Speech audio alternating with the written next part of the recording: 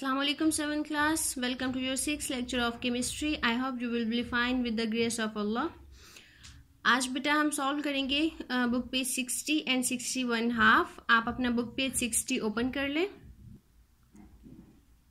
आज जो चीज़ें हम डिस्कस करेंगे वो होंगी बेटा extend your thinking. Book page 60 पे ये लास्ट पे आपकी जो एक्टिविटी दी गई है ये हम करेंगे आज. इससे पहले वैलेंसी एंड आयंस जो हैं वो हम लास्ट लेक्चर में डिस्कस कर चुके हैं.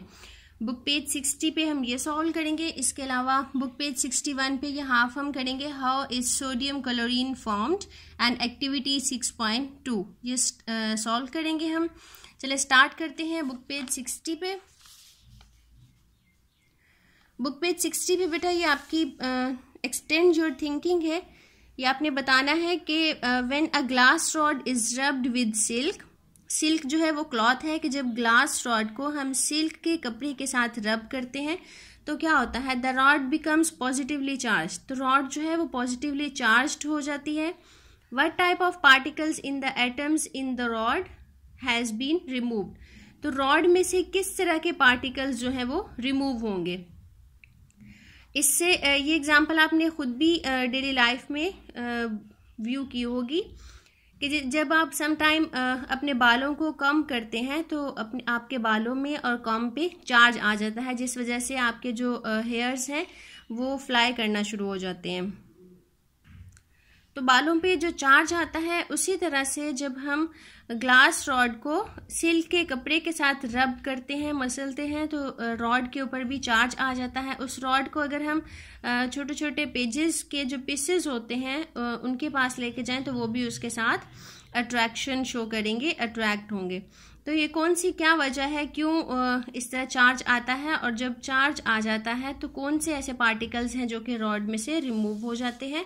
चलिए हम देखते हैं कि जब हम ग्लास रॉड को सिल्क के साथ रब करेंगे तो क्या होगा कि ग्लास रॉड के ऊपर पॉजिटिव चार्ज आ जाएगा, प्लस इलेक्ट्रॉन्स इसमें से रिमूव हो जाएंगे.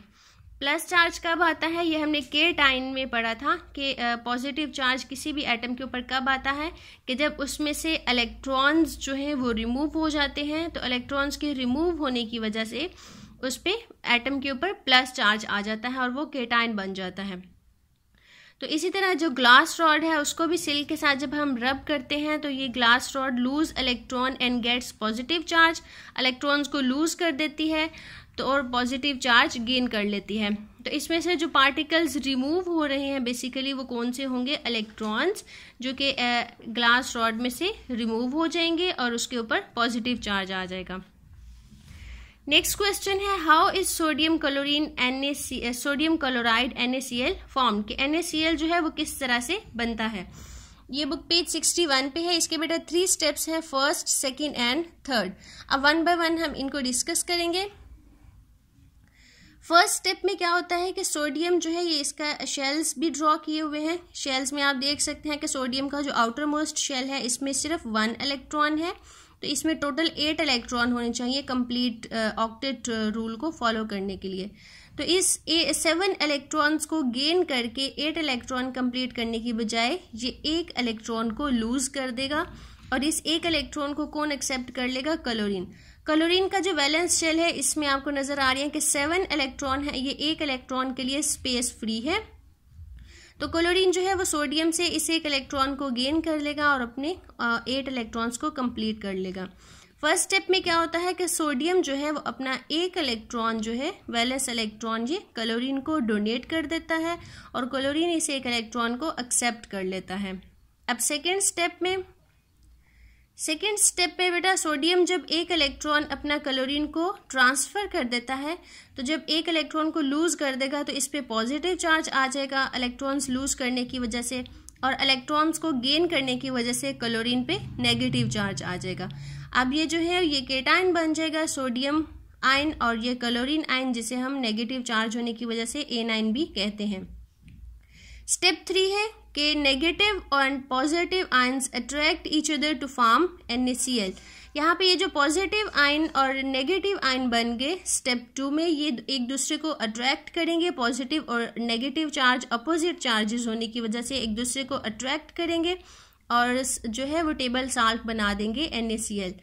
इस तरह से सोडियम प्लस क्लोरीन, जो दोनों एक दूसरे को अट्रैक्ट करेंगे क्योंकि इनका चार्ज जो है वो अपोजिट है, और अनलाइक जो चार्जेस होते हैं वो एक दूसरे को अट्रैक्ट करते हैं और ये कंपाउंड बना देंगे NaCl, सोडियम क्लोराइड। इसको हम टेबल सॉल्ट भी कहते हैं।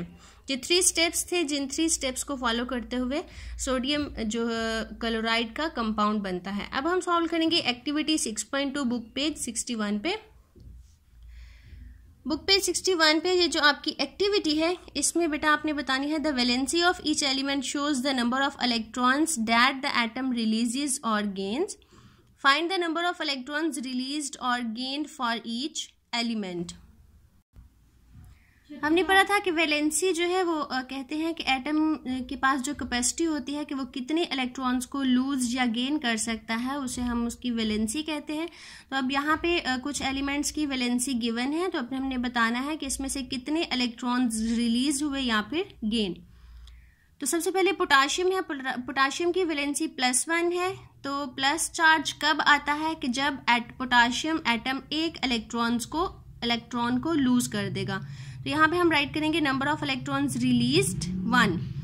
अगर ये इलेक्ट्रॉन गेन करता है तो इस पे माइनस चार्ज आना चाहिए था, चूंकि इसके ऊपर प्लस चार्ज है तो इट मीन्स इसने एक इलेक्ट्रॉन को लूज कर दिया है। तो यहाँ पे हम राइट करेंगे 0, क्योंकि इसने कोई इलेक्ट्रॉन गेन नहीं किया। नेक्स्ट में ऑक्सीजन है, ऑक्सीजन के ऊपर -2 चार्ज है, तो माइनस चार्ज तब आता है जब इलेक्ट्रॉन्स गेन किए जाते हैं। तो ऑक्सीजन जो है वो 2 इलेक्ट्रॉन्स गेन करेगा और इस पे -2 चार्ज आ जाएगा और यहाँ पे 0।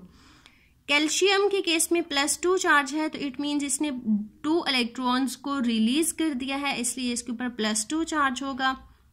क्लोरीन के केस में -1 चार्ज है, तो इट मीन्स इसने एक इलेक्ट्रॉन जो है वो गेन किया है। अभी हमने NaCl की एग्जांपल भी डिस्कस की जिसमें क्लोरीन एक इलेक्ट्रॉन गेन करता है और इसके ऊपर -1 चार्ज आ जाता है। आज का लेक्चर आपका यहाँ तक कंप्लीट था। इसकी आपने प्रैक्टिस करनी है, टेबल ड्रॉ भी करना है टेबल अपनी नोटबुक्स के ऊपर, और इस क्वेश्चन की भी प्रैक्टिस करनी है। थैंक यू, अल्लाह हाफिज़।